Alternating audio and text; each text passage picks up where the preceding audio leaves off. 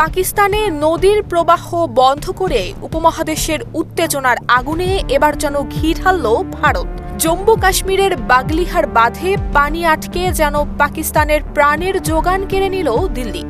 সিন্ধু নদ চুক্তি বাতিলের পর এবার পাকিস্তানের দিকে প্রবাহিত চেনাব নদীর পানির স্রোত একেবারে থামিয়ে দিয়েছে নরেন্দ্র মোদীর দেশ।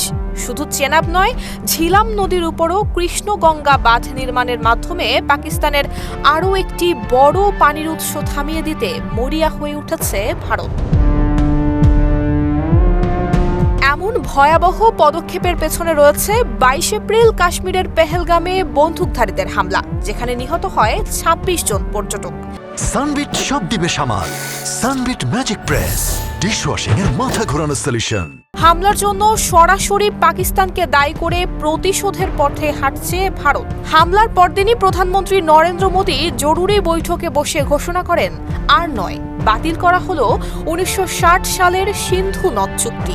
বিশ্ব ব্যাংকের ছত্রছায়ায় গঠিত এই চুক্তির মাধ্যমে এতদিন ভারত থেকে প্রবাহিত নদীগুলোর পানি পেয়ে আসছিল পাকিস্তান। সেই স্নায়ুযুদ্ধের জামানার সহনশীলতা এখন কেবলই ইতিহাস। ভারতের এই অগ্নিগর্ভ সিদ্ধান্তের জবাবে যেন পাকিস্তানও বসে নেই। তারা পাল্টা জবাব দিয়েছে সিমলা চুক্তি বাতিল করে, যে চুক্তিতে বলা হয়েছিল দ্বিপাক্ষীয় সব সংকট আলোচনা এবং শান্তিপূর্ণ উপায়ে মীমাংসিত হবে। সেই চুক্তির কফিনেও শেষ পেরেক ঠুকে দিল ইসলামাবাদ। ফলাফল, দুই দেশের সীমান্তে রক্তঝরা রাত। গত ১০ দিন ধরে প্রতি রাতেই চলছে গুলিবর্ষণ।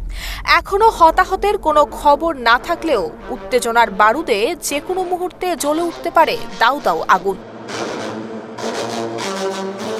উত্তেজনার কেন্দ্রবিন্দু এখন পানি।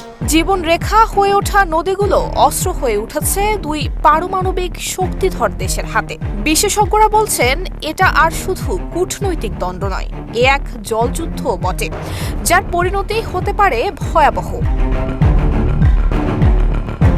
উপমহাদেশের আকাশে এখন যুদ্ধের ছায়া। ভারত বলছে, সময় এলে সামরিক জবাবও দেবে। বিমান বাহিনী প্রস্তুত, কৌশলও নির্ধারিত, এখন শুধু নির্দেশের অপেক্ষা। পাকিস্তানও একইভাবে প্রস্তুত। তারা জানিয়েছে, যদি পানি বন্ধ করা হয় তবে তার প্রতিক্রিয়া হবে অপ্রত্যাশিত।